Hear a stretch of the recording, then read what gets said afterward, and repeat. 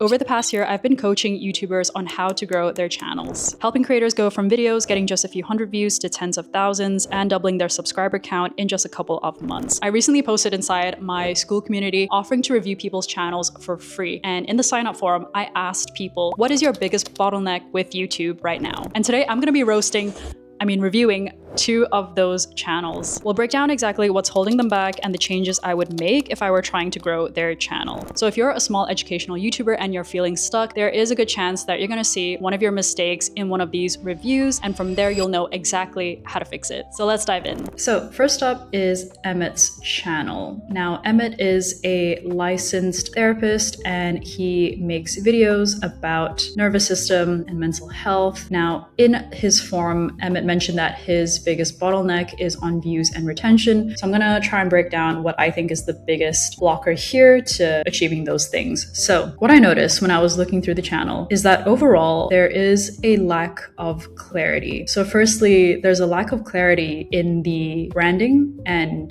the positioning of his channel, the niche. So for example, therapist-led tools for getting out of survival mode. Survival mode simplified. Now, survival mode is a term that is very, very vague. Like, it can mean a lot of things. Like, what do you mean by survival mode? And ambiguity is the number one reason for why people don't click on videos and for why people don't subscribe to channels, because a viewer will take at most 1 or 2 seconds to decide whether they want to watch a video or they want to follow someone. And if there's no clarity in that, it doesn't give them a reason. So the main thing that viewers think about is, what content does this person make? What value am I going to get from their content? What problem are they going to help me solve? And so if your title and thumbnail or your channel profile doesn't immediately answer those questions, then that's enough for someone to just skip your profile or skip your video. So for any educational YouTuber, this is something that I would highly, highly recommend you doing. And literally everyone does this. That is to have just a one-liner to explain exactly what your channel is all about and have that as your banner and the first line of your description. So the format of this line is, I help a specific person with problem so they can dream outcome. So for example, I help beginner photographers take better photos so they can confidently book clients, or I help new software engineers ace coding interviews so they can get hired at top tech companies. And even for my channel, you'll see that I've done this for myself. My banner is, I help small educational YouTubers grow, monetize, and build real income from content. So immediately you know who exactly I'm targeting with my videos. I'm targeting small educational YouTubers. And what am I helping those people to do? I'm helping them to grow their channels, to monetize, build real income from their content. So super, super clear. Again, it's also the first line of my description. And so going back to Emmett's channel, the first line of his description is, your body isn't broken, it's stuck in survival mode, and there's a reason for that, ... and then it continues on. So it's really important that your very first line states exactly what your channel is all about, because a lot of people won't even click on the more button. So they're not even going to read any of this. And back to having lack of clarity. So your body isn't broken. Now, you need to be a bit more specific about what problem it is that you're solving. The more specific, the better. So your body isn't broken can mean a lot of things. Do you mean that your body's tired, or that you're burnt out, or that you're stressed or anxious? Are you physically sick? You know, like, people need to immediately know what you mean. So same thing applies to titles and thumbnails. Viewers will literally, when they see your video on their home feed, they will take 1 or 2 seconds to decide whether they want to click on your video or not. And every time, a viewer is going to be thinking, okay, what value am I going to get from this video, or what benefit am I going to get from watching this? And is it going to help me solve a specific problem in my life? That is all of the questions going through a person's mind when they want to click on a video. So your packaging, your title and thumbnail needs to immediately address all of those questions. And so it really pays off for your packaging to be super simple and super specific and extremely clear on what it's all about. So let's just take a few examples. This video, your body won't calm down. Here's what hyperarousal actually is. Now, with the title, it's not a bad title, but it could definitely be a lot better. When you look at the thumbnail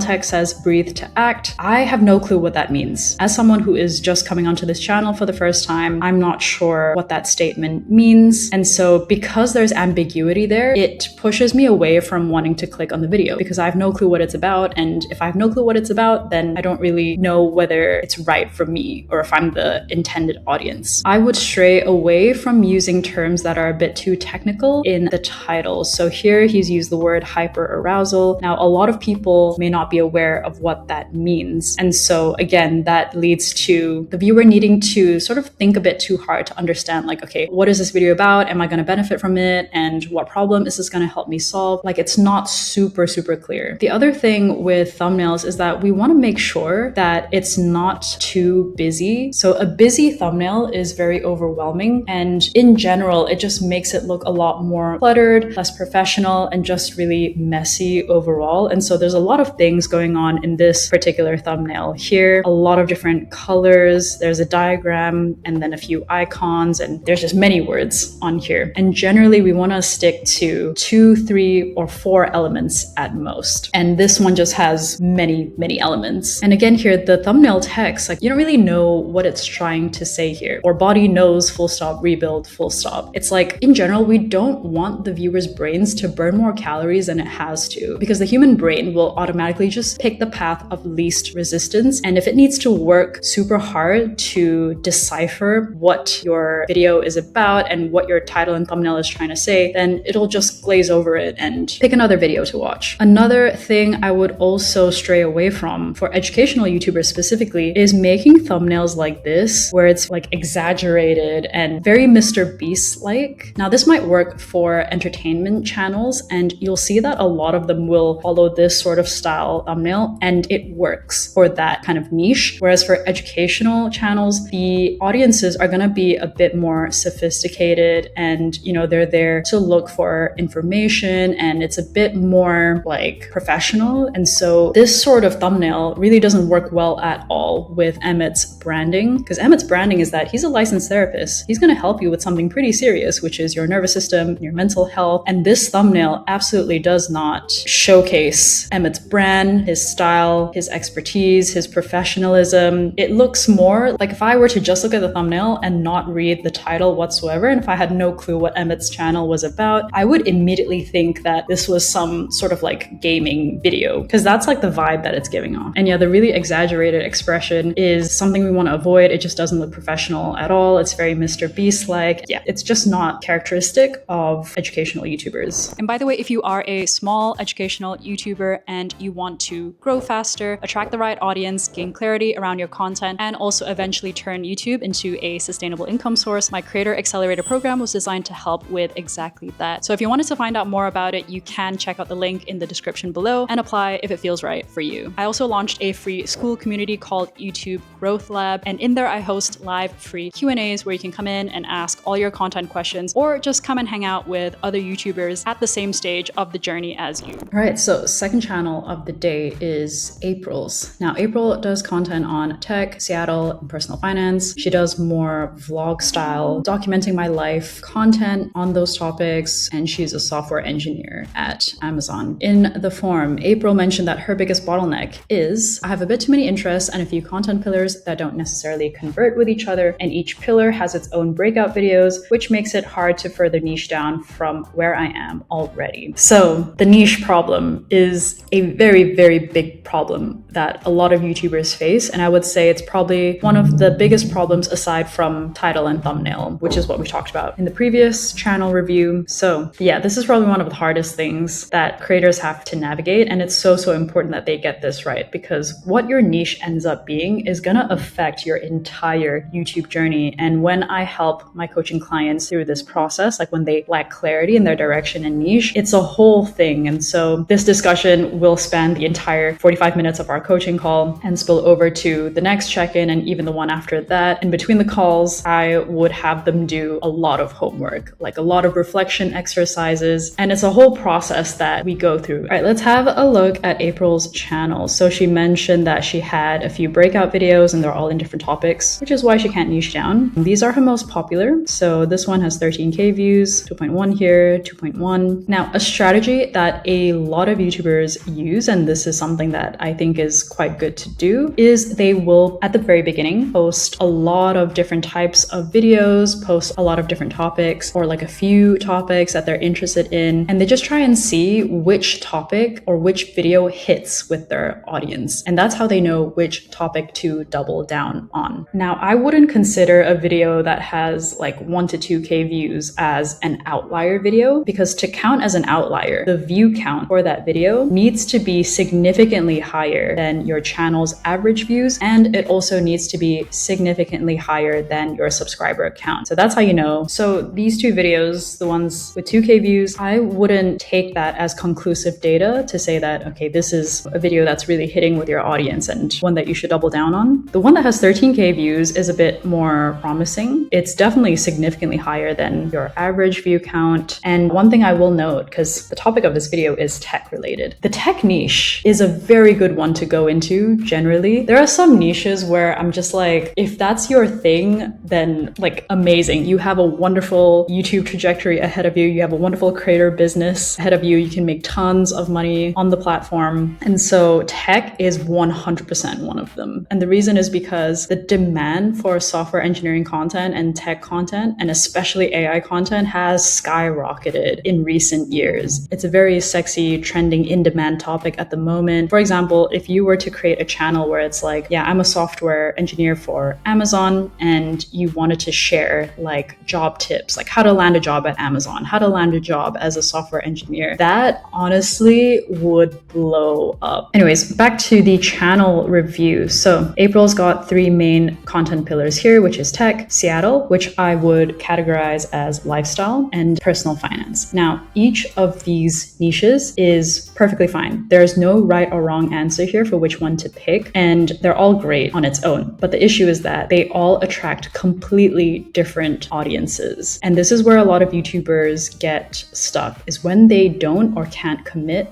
to one single thing. And ultimately, we need to give people a reason to follow us. And when that reason is not very clear, then they're more likely to just skim past and not subscribe. So think about personal finance. There are probably a few creators that come top of mind to you when I say that phrase. So for example, creators like Nisha or Vincent Chan is definitely an authority in her space when it comes to personal finance. All they do is make content related to personal finance, and it's very focused. And so the good thing about that is when you think of personal finance, you will associate that with this creator or with these creators. It's so much easier to grow as a creator if you're known for just one thing. And these creators like Vincent and Nisha, they have become associated with that topic. And there's also a trust element to all of this. So let's say, you're looking to learn about investing and budgeting. The content that you would look for on YouTube would be from creators who specifically make this content, because you know that they've dedicated their entire channel to this one expertise, to this one topic. And you're also more likely to find the information that you need from their channel because they have tons and tons of videos on this niche. Whereas you wouldn't look for this vlogger who sometimes does money content like this week, and then the next week she talks about like travel content, and then the next personal finance content she makes is 3 months down the line. You just won't be seen as a good source for that particular content. And this is exactly why creators that spread themselves thin have a very, very hard time growing on this platform. Okay, so I'm going to take you guys very briefly through my niche navigation framework, and it's just 2 steps for today. There are many, many other steps that I go through with my clients to fully uncover their niche, but this is a really, really strong starting point. So step number 1, what is your goal with YouTube? And this question is super, super important to get right at the beginning, because it's going to affect your entire YouTube journey and how you treat your channel. So route number 1 is, do you want to turn this into a business? If so, then great. We're going to go to step 2 in a sec. Second route is, do you want to do YouTube just for fun? If that's the case, amazing. You can now do whatever you want and you don't need to proceed further. Now, I just want to be clear, like there's no right or wrong answer when it comes to your channel. If you just purely want to do this as a hobby, as like a creative outlet, that's fine. I've spoken to so many creators on this, and one of the biggest reasons why people stay stuck is because they don't make a decision. They're kind of like, yeah, I really want to express myself on YouTube and build a community, and I want to make this fun and not put pressure on it, but it would also be kind of nice if I could earn money from it in the future, down the line, maybe become a full-time creator. And honestly, like my biggest advice to you is to just commit, really commit to one path, because if you decide that you do want to make money from your brand and from your channel, you're going to have to treat YouTube in a very specific way. And you're going to have to do that from day one. Otherwise, you're really just delaying your growth. And if you want to do YouTube just for fun, then you have all the creative freedom in the world. You don't need to do YouTube in a specific way. And so, yeah, I would 100% recommend all creators to just really commit to one path. So if we want to do YouTube in the business way and actually earn an income from it one day, we're going to go to step 2 here, which is what I like to call the SME diagram. So this is the first step in trying to find your niche and what you want to make YouTube videos about. So S stands for skill, M is money making, and E is enjoyment. So firstly, skill. Are you actually good at the thing? Do you have any qualifications in that area or industry? Do you have experience in achieving some sort of a cool transformation? For example, have you lost a bunch of weight, or have you helped others lose a bunch of weight? Have you grown a YouTube channel? Have you started a successful business for yourself? And so are you a certified accountant or a certified software engineer? So that's one thing. And this for educational YouTubers is how you're going to have credibility in your space, and also a good way to identify how you can best help people. Next is money making. So can this realistically become a business? Depending on the niche, you're going to have different business models that will work better for that type of industry. And so it's good to know, like, what are your options if you were to pick that particular niche. Finally, enjoyment. This is super underrated. You need to enjoy the content that you're making. Otherwise, you're not going to be able to sustain this for the long term. And with YouTube, we know this is a long haul game. It's not a get rich quick scheme. You're going to have to be making videos consistently for many, many years. You got to love what you do. So what I wanted to do is just take you guys through this exercise and use April's channel as an example. So if you remember, April's channel has 3 niches: tech, Seattle, and personal finance. So let's take tech. Does she have the skill in this? Meaning, are you actually good at it? Do you have qualifications?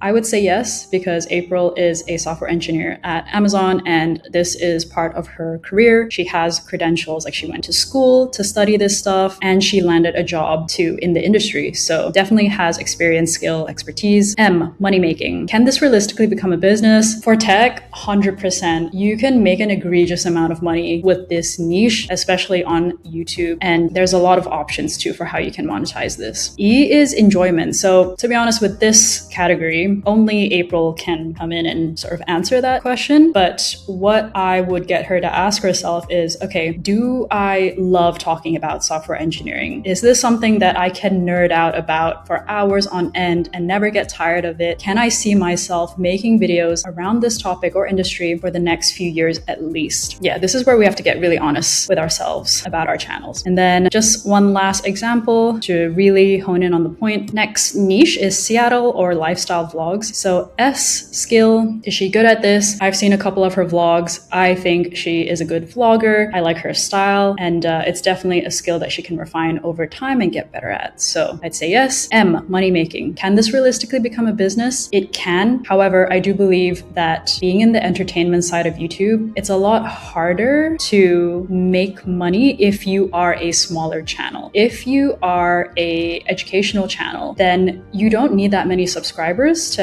actually have a lucrative business. Yeah, with entertainment and vlog like channels, lifestyle channels, it's more difficult because you're really, a lot of the time you are relying on brand deals, and that is very dependent on your views and your performance. And that's just kind of like a really stressful way to have a business. E is enjoyment. I can see that she enjoys making vlogs, but again, like, it depends on April. Can she see herself doing this in the long term? So hopefully me breaking down these 2 channels for you guys was helpful in uncovering some bottlenecks that you might have if you're going through something similar. Do let me know if you would find it helpful if I were to make more of these kind of videos in future. Okay guys, take care and see you in the next video.